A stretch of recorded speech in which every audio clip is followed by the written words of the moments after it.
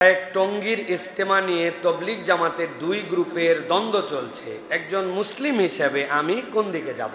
প্রিয় ভাইয়েরা, প্রথম কথা হচ্ছে তাবলিগের যে কাজটি, যে মেহনতটি, এটি ইসলামের অন্যতম একটা সৌন্দর্য, অন্যতম একটা সুন্দর কাজ। কিন্তু তবলিগ ইসলাম, একমাত্র এইটুকু ইসলাম, এই বোধের জায়গাটা মূলত আমাদের একটা ভুলের জায়গা। কেননা এই জায়গাটুকুকে প্রায়োরিটি দিতে যে আমরা অনেক সময় যেই সকল কথাবার্তা তবলিগের যে দুই ভাগ হয়েছে এর এক পক্ষের মুরব্বীদের থেকে শুনেছি, এতে বোঝা যায় যে তারা অনেকাংশেই কতক ক্ষেত্রে আল্লাহ রাব্বুল আলামিন তাদের যে বোধ দিয়েছেন ওই বোধ বিচারটা তারা শরীয়তের উপরে উঠাই ফেলছেন। কেন এই কথা বলছি খেয়াল করেন। এই যে বিরোধ তৈরি হলো একদল লোকের সাথে যারা একজন গায়রে আলেমকে এতাআত করতেছেন, এবং এতাআতে যে কি কি মিস্টেক হচ্ছে এটার একটা তালিকা আমাদের কাছে আছে। আমি শুধুমাত্র একটু ধারণা দেই।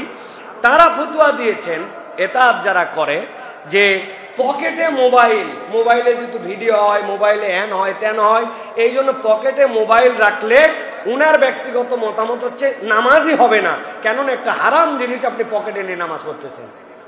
এটা হচ্ছে তাদের ফতোয়া। শরীয়তের কোন ফুকাহায়ে কেরাম, কোন মুফতিয়ানে কেরামের এই ফতোয়া নাই, কিন্তু তাদের এই ধরনের ফতোয়া আছে।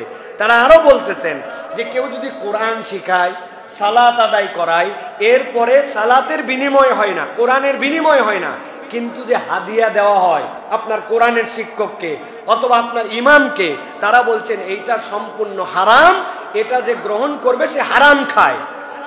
এটা তাদের মতামত। 3 নম্বর হচ্ছে তওবা কবুলের জন্য আমরা জানি 3টা শর্তের কথা বলা হয়েছে, কিন্তু উনারা ইস্তেহাদ করে বের করছেন যে একটা তওবা কবুলের শর্ত উম্মতে মুহাম্মদীকে ভুলায় দেওয়া হয়েছে। সেই ভুলটা কি? আল্লাহর রাস্তায় বের হওয়া, এটাও তওবা কবুলের শর্ত। দলিল কি? ওই যে একজন লোক 99টা খুন করলো, এরপরে বের হলো, একজন বলল গুনাহ ক্ষমা হবে না, তাকে হত্যা করে ফেললো, আলেমের কাছে গেল, বলল তুমি যাও অমুক ভালো লোকেরা আছে সেই দিকে যাই তওবা করো।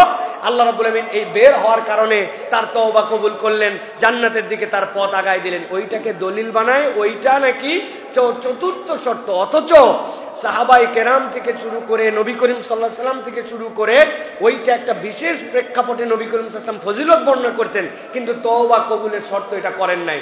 একজন অসুস্থ মানুষ যে হয়তো কখনো এরকম কথা বেরই হতে পারলো না, কিন্তু আল্লাহর কাছে ঘরে বসে যদি হাসপাতালে সে তওবা করতে চায় তাহলে বোঝা যাবে তার তওবা কবুল হবে না। এই সকল বিভ্রান্তিকর কথা তাদের মধ্যে বহু বেরিয়েছে। এছাড়াও তারা বলেছেন কোরআন বুঝে পড়া ওয়াজিব, কোরআন না বুঝে পড়লে ওয়াজিব লঙ্ঘন হবে, বাকি পড়ার উপকার হবে না।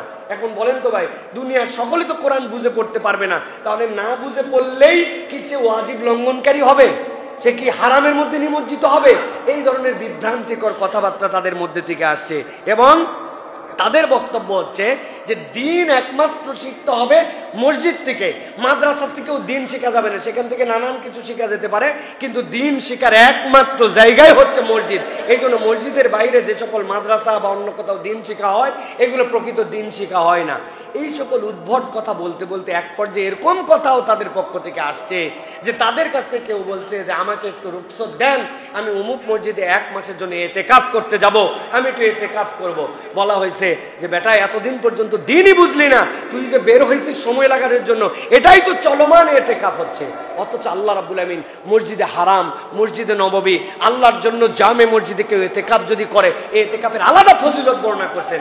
তারা এগুলা সব ওশমিশ করে নিজেদের মতো একটা দ্বীনের কথা প্রকাশ করে বেড়াচ্ছে। এটা কারা করছে? যারা উলামায়ে কেরামের সাথে নিয়ে এই কাজ করছে না, তারা এই বিভ্রান্তির মধ্যে পড়েছে। এই জন্য আমরা বলবো প্রিয় ভাইরা, তবলিগ নিয়ে আসলে কোনো বিভ্রান্তি নাই, বরং যেই সকল মানুষ বুঝতেছে না, তাদেরকে অনুসরণ করতেছে, তাদেরকে এই সকল কথার থেকে রুজু করতে বলার পরেও তারা ইনিয়ে বিনিয়ে উল্টা পাল্টা কথা বলে।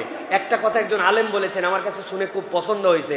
ভাই, আপনাদের হাসপাতাল ক্লিনিক এইগুলাতে অনেক ধরনের নার্স আছে, আছে না ভাই? ব্রাদার আছে না ভাই? একটা ব্রাদার, একটা সিস্টার হাসপাতালে ধরেন 30 বছর ধরে পরিশ্রম করেছে, 30 বছর সেবা দিছে, 30 বছর পর তার নামের আগে তো ডাক্তার লিখতে পারবে না ভাই? একজন ইঞ্জিনিয়ারিং ফার্ম যারা বড় বড় বিরাট বিরাট বিল্ডিং এর ডিজাইন করে, ওই ইঞ্জিনিয়ারিং ফার্মে একজন কম্পিউটার চালায়, ড্রয়িংও মোটামুটি করতে পারে। উনি 20 বছর ইঞ্জিনিয়ারের অ্যাসিস্ট্যান্ট থাকার পরে উনি হঠাৎ করে 20 বছর পর আলাদা ফার্ম দিয়ে নিজের নামের এক ইঞ্জিনিয়ার লিখতে পারবে তো না ভাই? ফার্ম দিতে পারে, ক্লিনিকও বানাতে পারে, কিন্তু বৈধভাবে ইঞ্জিনিয়ার লিখতে পারবে না, বৈধভাবে ডাক্তার তার নামে লিখতে পারবে না। এখন আপনি দিন শিখেন নাই, বেসিক ভাবে কোরআন সুন্নাহর প্রকৃত বুঝ বোঝেন না, উসুলে হাদিস বুঝেন না, উসুলে তাফসীর বুঝেন না, উসুলুল ফিকহ বুঝেন না। আপনি দুনিয়ার সাথে এই সকল বুঝ দিয়ে দিয়ে যত বলেন, আপনি কিয়ামত পর্যন্ত হায়াত পেলেও প্রকৃত আলেম হতে পারবেন না। তবে অনেক মানুষ আছে সহবতে আলেম হয়ে যায়, যদি আলেমের বুঝটা নেয়, আলেমের শিক্ষাটা নেয়। এখন আপনি আলেমের শিক্ষাও নেবেন না, আবার নিজেকে ঘোষণা দিয়ে থাকবেন। বিরোধের জায়গাটা এই জায়গায় ভাই। বিরোধ এরকম না ইস্তেমার মাঠ দখল করা, উমুককে আসতে দেব তুমুককে আসতে দেব না, বিরোধের জায়গা এটা নয়। বরং কিছু মানুষকে যে বিভ্রান্ত করা, ওলামায়ে কেরাম থেকে অন্যদিকে নিয়ে যাওয়া, এটা হচ্ছে মূল বিভ্রান্তির জায়গা। আপনি যদি হিসাব করে দেখেন 99.99% আলেম যদি তার দুনিয়াবি কোনো স্বার্থ না থাকে, তাহলে এই সকল কার্যক্রম এবং এদের পক্ষে থাকতে পারে না। বেশিরভাগ মানুষ অন্যদিকে, কিন্তু কিছু স্বার্থান্বেষী মানুষ এই দিকে গেছে। সুতরাং আমরা বলবো আল্লাহ তাদেরকে বুঝ দান করুক, আল্লাহ তাদেরকে হেদায়েত দেখ, আল্লাহ রাব্বুল আমিন এই হক দাওয়াতকে হক হিসাবে নিয়ে যাওয়ার তৌফিক দান করুক। সবচেয়ে বড় সাংঘাতিক বিভ্রান্তি হচ্ছে ইসলামের 5-এর বাইরে 6 উসুল, এবং তাদের বক্তব্য হচ্ছে কেউ কেউ 6 উসুল নিয়ে জিজ্ঞাসা করেন 6 নম্বর। আরে বেটা, 6 নম্বর উসুলই তো মূল উসুল, বাকি 5 উসুল নাকি 6 নম্বর উসুল দিয়ে হবে? ভাই, দাওয়াত ও তাবলীগের বাহিরেও, এই বের হয়ে যাওয়ার বাহিরেও সাহাবায়ে কেরাম, তাবেঈ, সালফে সালেহিনগণ হাজার ধরনের তাবলীগ করেছেন। মুহাদ্দিসরা লিখেছেন কিতাব, কেউ দর্স ও তালিম দিয়েছেন, কেউ ওয়াজ করেছেন।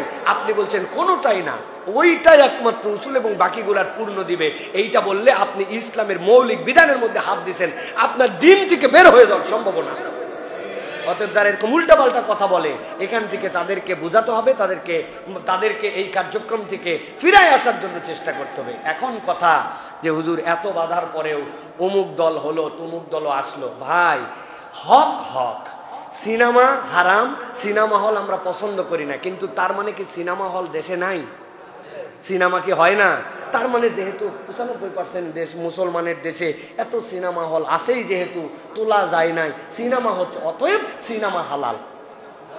বুঝেন? কিন্তু বুঝেন হ্যাঁ, এই পুরা পৃথিবীর ইকোনমিক্স এখন সুদ দিয়ে চলতেছে। ইসলামে যদিও সুদ হারাম, কিন্তু পুরা পৃথিবীর বাস্তবতা এখন জায়েজ না। ভালো করে বুঝেন, হক হকের জায়গায় থাকবে। তারা তাবলীগের আগের পক্ষে করুক, পরের পক্ষে বলুক, দেশে আসতে পারুক না পারুক, বাতিল বাতিল, হক হক। স্পষ্ট কথা এটা। আল্লাহ আমাদেরকে বোঝার তৌফিক দান করেন।